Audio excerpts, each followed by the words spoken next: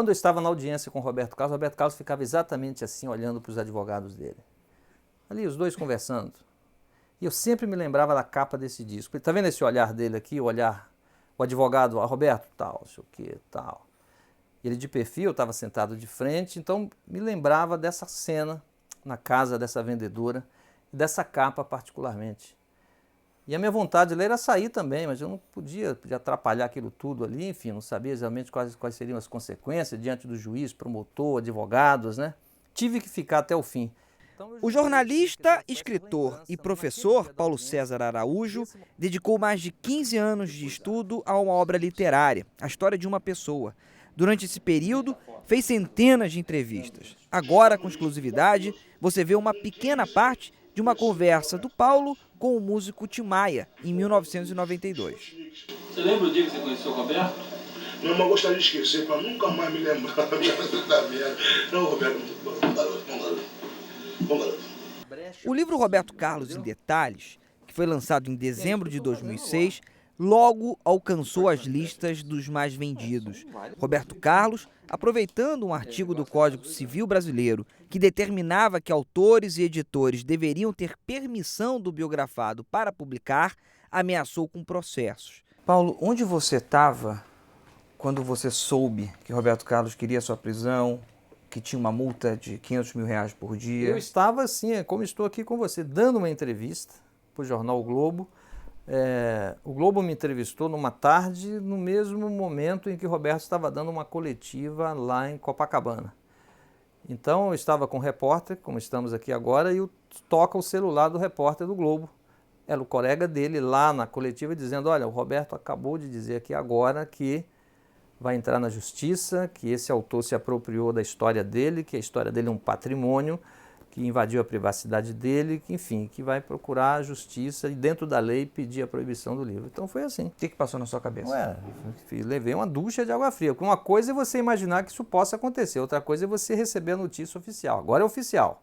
Roberto Carlos pronunciou. Enfim, foi duro. Um acordo entre os três envolvidos, o artista, a editora e o escritor, fez com que a obra fosse proibida de circular no primeiro semestre de 2007, repetindo um roteiro já conhecido por outros autores nacionais, entre eles Rui Castro, que escreveu a biografia do jogador de futebol Garrincha, e João Máximo, que contou a vida do músico Noel Rosa. Brasília, outubro de 2013. O grupo Procure Saber, formado por ícones da cultura brasileira, entre eles Caetano Veloso e Chico Buarque, foi à capital do país pedir pela manutenção dos vetos a biografias não autorizadas. Direto de Paris, o músico e escritor Chico Buarque contribuiu para o debate, dizendo que nunca tinha sido entrevistado por Paulo César Araújo. A resposta do baiano, de Vitória da Conquista, foi essa. Como é que você vê aquele lance do Iê, você que já estava aí com a música brasileira, esse lance todo, na época? Na época eu já era menos radical, porque nos meus ouvidos de bolsonarista, o Iê seria uma heresia.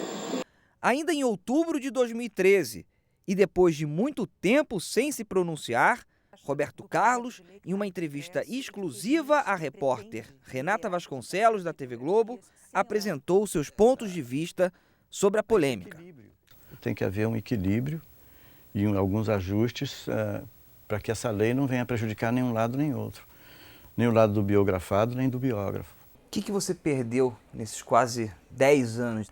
Não chego a perder, eu deixei de ganhar. O que você deixou de ganhar?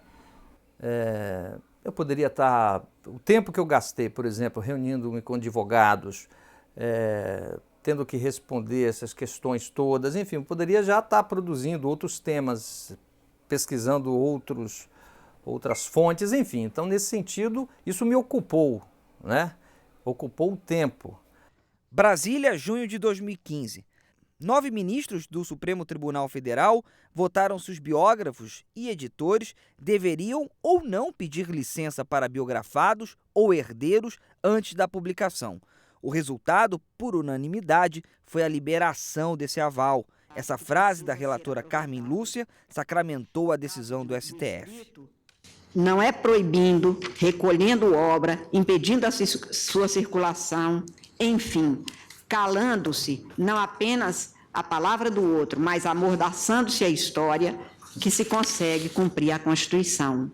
O que muda para um biógrafo depois do 10 de junho?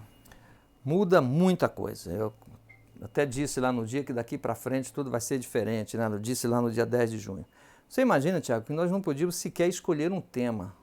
Você não tinha liberdade de escolher um tema. Às vezes você sentava para conversar com o editor, vários biógrafos falaram isso. Eles pensavam, eu quero biografar tal personagem. Não, cara, não faça isso, não. Muito difícil.